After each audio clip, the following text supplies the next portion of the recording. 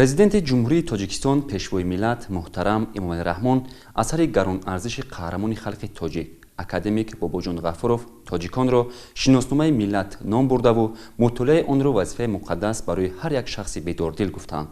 чун дар ин асари гаронарзиш гузаштаи пуифтихори миллати тоҷик бо шарофати шахсияти муборизу ҷасур ватандӯсту меҳанпарвар донишманд ва бо нангу номӯз таҷассум ёфтааст. аз ин рӯ метавон гуфт ки навиштаи ин китоб худ қаҳрамонӣ буд ва зистан бо ин китоб низ қаҳрамонист. агар кас гузаштаи аҷдоди худро надонад инсони комил нест. ин хитобаи сода вале дар айни замон ҷиддии бузургони илму адаби мо аз қаъри асрҳо ба гӯш мерасад ва ҳушдор медиҳад ки аз таърихи миллату сарзамин расму русум ва арзишҳои гаронарзиши хеш мудом воқиф бошем. ҳамин буд ки асосгузори сулҳу ваҳдати миллӣ пешвои миллат президенти ҷумҳурии тоҷикистон муҳтарам эмомалираҳмон дар паёми гузаштаи худ ироя намуда буданд ки бахшида ба истиқболи 30-умин солгарди истиқлоли давлатӣ китоби тоҷикон ба ҳар як оилаи тоҷик аз фонди захираи президенти кишвар чоп ва тӯҳфа карда шавад. бо мақсади омӯзиши амиқи таърихи пуифтихори халқи тоҷик шоҳасари бобоҷон ғафуров китоби тоҷиконро аз ҳисоби фонди президенти ҷумҳурии тоҷикистон чоп карда то ҷашни 30-солагии истиқлолияти давлатӣ аз номи роҳбари давлат ба ҳар як оилаи кишвар тӯҳфа намоянд.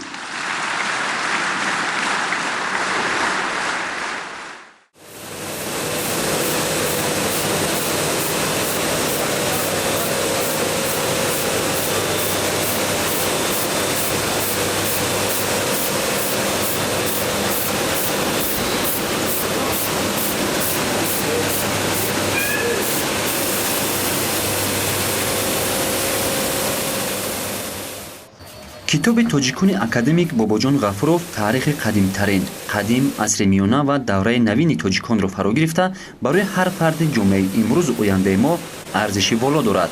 китоби тоҷикони бобоҷон ғафуров дар шакли нав ва бо сифати баланд ва созгор барои мутолиаи пиру барно аз ҷониби ҷамъияти саҳомии пӯшидаи нашриёти муосир ки яке аз корхонаҳои калонтарини полиграфӣ дар ҷумҳурӣ мебошад аз нашр бароварда шудааст.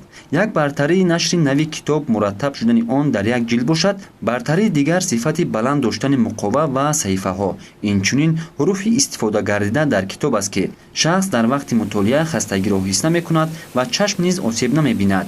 яъне хонанда имкон дорад ки ин шоҳасари беназиро ки 4 давраи ҳаёти зиндагии миллати тоҷикро дар бар мегирад ба роҳат мутолиа кунад.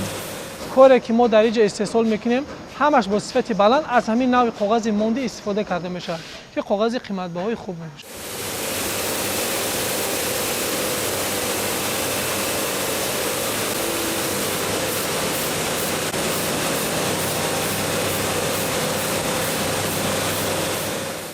китоби тоҷикон дар ҷамъияти саҳомии пӯшидаи нашриёти муосир бо истифода аз дастгоҳҳои замонавӣ ва бо теъдоди 1,600,000 нусха интишор мегардад. шоҳасари бобоҷон ғафуров тоҷикон ки яке аз китобҳои бо арзиштарин ба шумор меравад дар корхона раванди технологӣ аз чоп то бастубанд сурат гирифта истодааст. таърих гувоҳ аст ки аз рӯи чунин беэҳтиётӣ ва воқиф набудан аз гузаштаи хеш қисме аз давлату миллатҳои абарқудрат пора пора шуда аз забон ва расму ойни хеш маҳрум гардидаанд. дар аҳди бостон чунин мисолҳо фаровонанд.